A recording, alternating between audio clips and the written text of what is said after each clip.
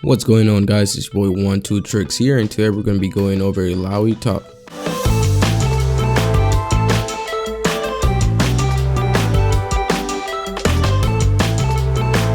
Alright guys, so let's get right into the champion with the passive, starting with Prophet of an Elder God. The cooldown starts at 20 and it goes down to 12 depending on the level.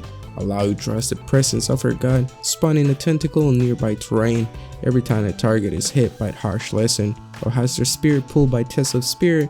All tentacles in range attack the target once, dealing 10 to 180 damage based on level. Tentacles will also attack vessels that enter their range, which can only happen once per tentacle. Let's move on to her Q, being Tentacle Smash. It starts at 40 and ends at 60 mana cost. The cooldown starts at 10 and it goes down to 6 depending on the level. Illaoi slams her idol into the ground, briefly summoning a tentacle that slams down in the target's direction. Her passive, tentacles that hit enemy champions, heal Illaoi for 5% of her missing health. Harsh Lesson being her W, it costs 30 mana, is in a cooldown of 6 to 4 depending on the level. Illaoi leaps to her target, dealing 15 to 95 bonus physical damage and all causing nearby tentacles to also swing at the target. Harsh Lesson resets Illaoi's auto attacks timer, so make sure you hit a quick auto after using the ability. Let's move on to Illaoi's E, Test of Spirit, starting at a cost of 35 and moving up to 75 mana depending on the level, and starting out at 20 cooldown and moving down to 12 depending on the level.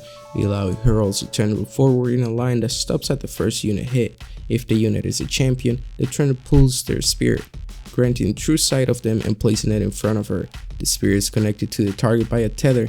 The spirit has 100% of their current health and lasts for 10 seconds. Over the duration, the spirit can be attacked by Illaoi and her allies. 25 to 45% of the damage dealt to the spirit is also dealt to the target, reduced by 1 second each time Illaoi receives damage from the target champion. The tether will be served if the spirit's killed or when the target moves too far away. Let's move on to Illaoi's almighty ultimate, Leap of Faith. It costs 100 mana, it's on a cooldown of 120 to 90 depending on the level. Illaoi leaps into the air before slamming her idol into the ground, dealing 150 to 350 plus 0.5 per bonus physical damage to all nearby enemies, and summoning a tentacle for every enemy champion hit. For the next 8 seconds, tentacles swing 50% faster and are untargetable, while Harsh Lesson has a 2-second cooldown. Alright guys, let's get started with the build. First you want to get Doran's Shield, giving you 80 health, restoring 6 health every 5 seconds, blocks 8 damage from a single target, attacks and spells. If you want to get more damage instead of armor, you want to get the Doran's Blade, giving you 8 attack damage, 80 health and 3% lifesteal. With this you want to add some health potions and you're good to go. Next you want to start building your Sheen, giving you 250 mana, 10% cooldown reduction, and after using an ability, the next basic attack deals bonus physical damage equal to 100% base attack damage on a hit. After that you want to build Glacier Shroud, giving you 25 armor, 250 mana, and 10% cooldown reduction. Once you have these items, you want to go ahead and finish it off with Iceborne Gauntlet, giving you 65 armor, 20% cooldown reduction, and 500 mana. After using an ability, the next basic attack deals bonus physical damage equal to 125% of the base attack damage in an area and creates an icy zone for 2 seconds that slows movement speed by 30%.